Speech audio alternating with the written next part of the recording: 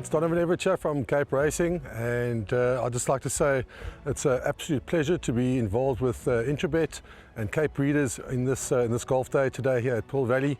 It's fantastic for the industry to see all the relevant stakeholders coming down and having a good time and networking, and it's exactly what the industry needs right now in terms of moving forward and recreating some positivity to take us forward into the next year.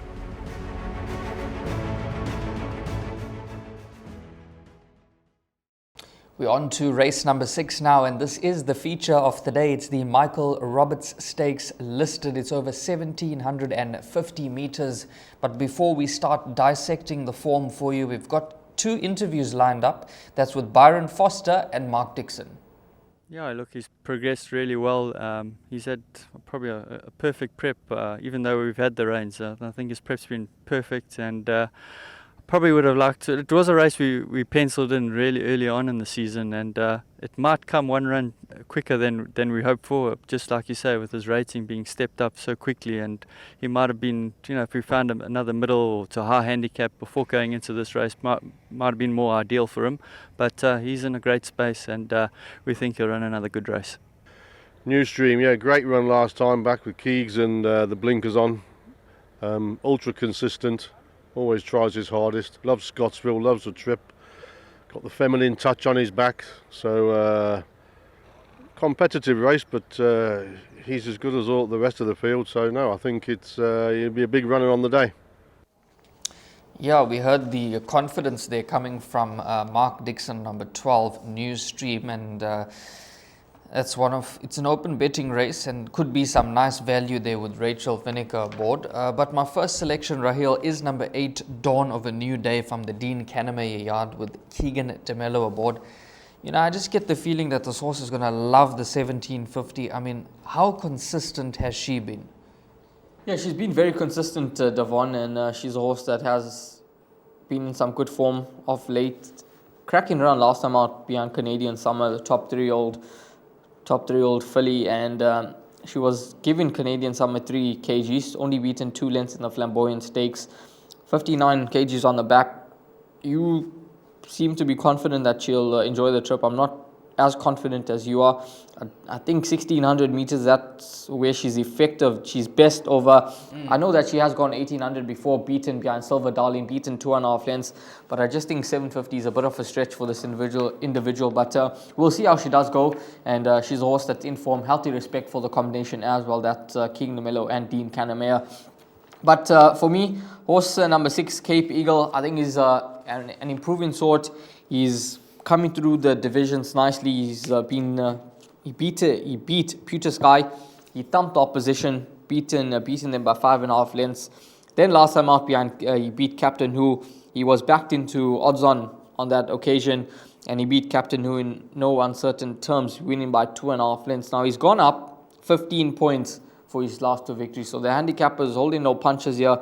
He's given him a hefty penalty for his 2 victories, but I think that 8 points that he got for winning 5.5 lengths, well deserved. Last time out, getting 7 points. Yeah, he won by 2.5 lengths. Whether he beat the strongest of fields, not so sure, but he's an improving horse. He's only starting to get the hang of things now as a 5-year-old. He's already a 4-time winner, and I think that he's a horse that's going to go very well in this lineup here. The only concern for me is that there does seem to be a bit of pace in the race, and I don't know whether that's going to quite suit him, because he's a horse that likes to be left alone in front, and if a horse challenges him, it's not going to be good for his chances, especially after going up so fast in the race. And so he's a horse that should run well. Number 4, Back to Black. How did this spring up on us last time out? Over 1,200 meters, a distance that's way too short of his best, but the way he ran on in that Pinnacle Stakes to beat African Skyline, quite impressive.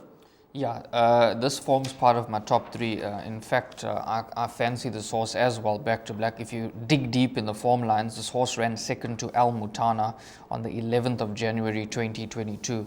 So the form is quite strong there, and they rate that horse African Skyline. He moved up like he was going to go on with the effort and win by about 2 or 3 lengths, but it was a cracking effort from Back to Black.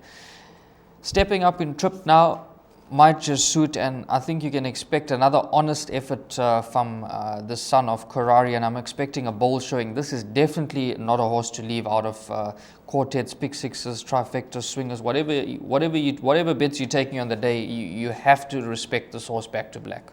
Horse number 9, Q-Wing, another horse that you cannot ignore at all. He's in some fine form, 6-time winner from 17 starts.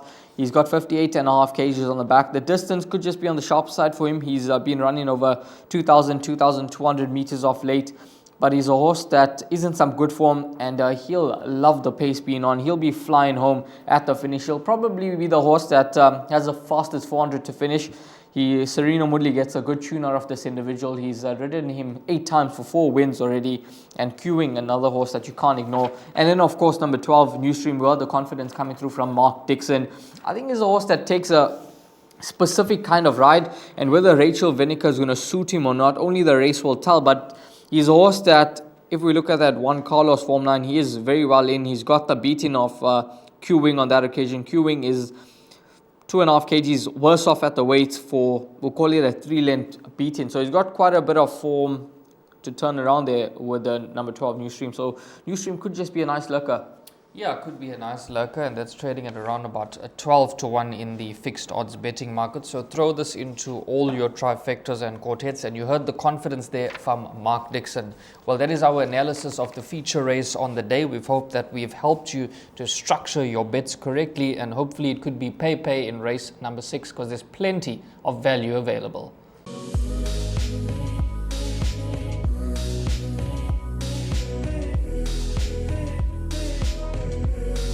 I bet with Interbet only. They're a fantastic site. I've never had any issues with them. They are very professional. There's never a problem. You deposit money, 2 seconds later it's in your account. You withdraw, which I do very occasionally, and I believe it's also 2 seconds it's in your account.